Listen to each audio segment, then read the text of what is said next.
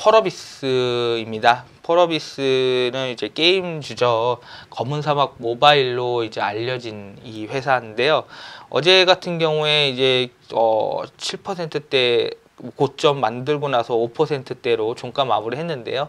5일선을 줄이고 갭을 줄이고 이제 다시 한번 올라갈 가능성이 전 높다고 보는데, 일단 가장 큰 부분은 이 미중무역 협상에 대한 부분을 개방에 대한 키워드 자체는 이 지금 먼저 중국 측에서 외자 판호에 대한 부분을 개방하기로 했거든요. 거의 2년 조금 안 돼서 이제 이런 부분들이 해결되는 건데, 이제 해소가 되는 겁니다. 외자 판호. 근데 이제 우리나라 기업보다는 현재 지금은 유럽과 일본 기업부터 먼저 개방이 된 상태로 간다는 거거든요.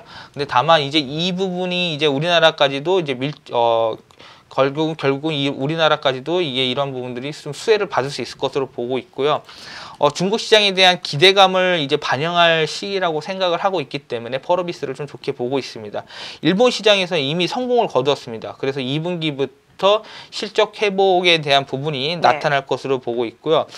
중국 정부에서 전에 앵그리버드 아시죠? 그래서 시간여행, 그다음 닌자 거북이, 그다음에 등 외국 업체들이 게임 판호를 발급받았습니다. 그리고 텐센트, 네디즈, 퍼펙트 월드 등 같은 대형 업체들에서도 판호가 조금씩 열리고 있기 때문에 우리나라 게임 업체에서도 중국 시장 기대는 커질 것이라고 보고 있는데, 특히 이제 펄어비스 개별적으로 봤었을 때 지난주 검은 사막 모바일이 중국과 이제 퍼블리싱 계약을 했습니다.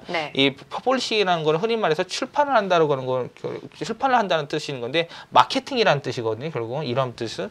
그러니까 중국 퍼블리싱 업체와 계약한 것으로 추정하고 있기 때문에 이런 부분들에 대해서는 중국과의 관계에 있어서 만약에 우리나라의 국내 업체의 게임 업체 외자 판호가 열렸을 때는 펄어비스가 아무래도 먼저 선두로 치고 갈 수 있지 않을까라고 보고 있고요. 그 다음에 지금 이 업체가 아마 탑티어 쪽 중국 내 탑티어 업체이기 때문에 이 부분에 대해서 좀 좋게 보고 있고, 그 다음에 스네일 게임즈와 계약을 체결했던 PC 버전 검은 사막에 대한 기대감도 역시 높아질 것으로 보고 있기 때문에 중국에 대한 노출도가 점차적으로 증가할 것으로 보고 있습니다. 1분기 실적은 좋지 않을 것으로 보고 있어요. 왜냐하면은 일회성 인건비가 한 거의 100억 가까이 좀 나오고 있고, 그 다음에 검은 사막 모바일에 대한 런칭 비용이 있었거든요.